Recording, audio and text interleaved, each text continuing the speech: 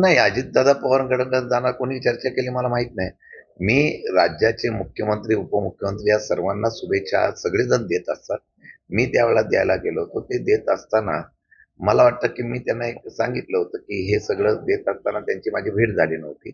2 दिवस ते विधिमंडळात आले नव्हते. विधिमंडळाचा आदल्या दिवशी शेवटचा दिवस होता.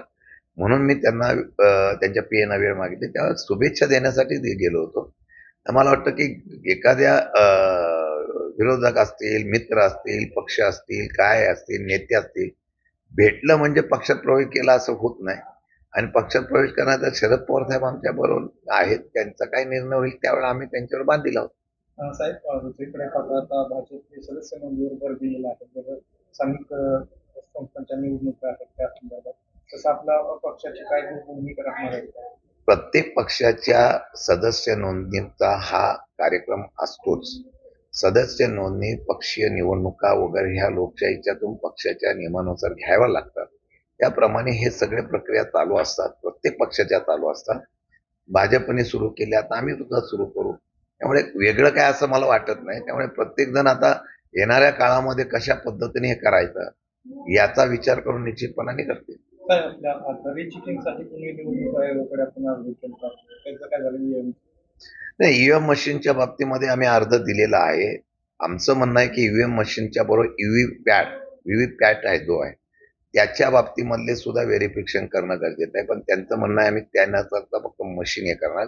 त्यासाठी कोर्टात आम्ही गेलेलो आहोत, बरेच जण गेलेलो. आणि आज अजून उत्तम जानकरांनी सांगितलं आहे की आमचा राजीनामा घेऊन तुम्ही जर त्याप्रमाणे निवडणुका घेणार तर माझा राजीनामा स्वीकारून आमची तयारी आहे. म्हणजे लोक एवढे धाडस करतात. खरं म्हटलं तर मी 28-29च्या दरम्यान जर झालंच तर मला वेळ कशी माहिती आहे, मी पक्ष कार्यालयामध्ये जिल्ह्याच्या सर्व पक्षातल्या नेत्यांना, कार्यकर्त्यांना आणि पत्रकारांना बोलवणार आहे. ईव्हीएम मशीनच्या बाबतीमधल्या ज्या काही शंका आहेत त्यामध्ये काही तरुणांनी पुढाकार घेतलेला आणि ईव्हीएम मशीन कशी हॅक करतात, कशा पद्धतीने हे मशीन ऑपरेट केलं जातं ते प्रात्यक्षिक दाखवतात.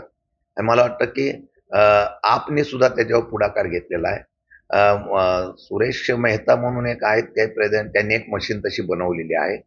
मी ती स्वतः साताऱ्यामध्ये त्याची आपण सर्वांच्या तुमच्या उपस्थितीमध्ये ते प्रेझेंटेशन देणार आहे. जे शंकेला कारण आहे त्याला दुजोरा देणारा आम्ही प्रत्यक्ष काल पण पक्षाच्या कार्यालयामध्ये या बाबतीमधलं त्यांनी प्रेझेंटेशन केलं. ज्या आमच्या शंका होत्या की व्हीव्हीपॅटमध्ये जे काय चित्र येतं ते चित्र आम्हाला दिसतं, मग कसं काय तुमच्याकडे ते होतं. त्या सर्वांचा खुलासा त्यांनी एवढा व्यवस्थितपणे केलेला आहे. त्यामुळे ईव्हीएम मशीनच्या बाबतीमध्ये शंका येऊ शकते अशा प्रकारचं हे आहे. मी तारीख माझी फायनल झाली की आपल्याला सगळ्यांना कळवणार आहे.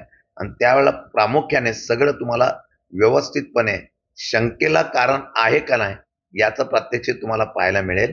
आमची मागणी आहे, जर सारख्या शंका आहेत आणि प्रत्येक सामान्य माणसाच्या मनामध्ये आहे की ईव्हीएम मशीनने हा जरा घोळ झालेला आहे, तर मग आमचं म्हणणं आहे की ईव्हीएम मशीनच्या बरोबर अजून एक चॉईस द्यावी. प्रत्येकाला लोकशाहीमध्ये अधिकार असायला पाहिजे. मला मशीन नाही वापरायची असं आणि मला वाटलं की आपण ह्याच्यावर मतपत्रिकेवर जावं, तर तशी चॉईस द्यायला काय हरकत नाही असं आमचं मत आहे. पण सुप्रीम कोर्टात आता काय निर्णय होईल तो बघू.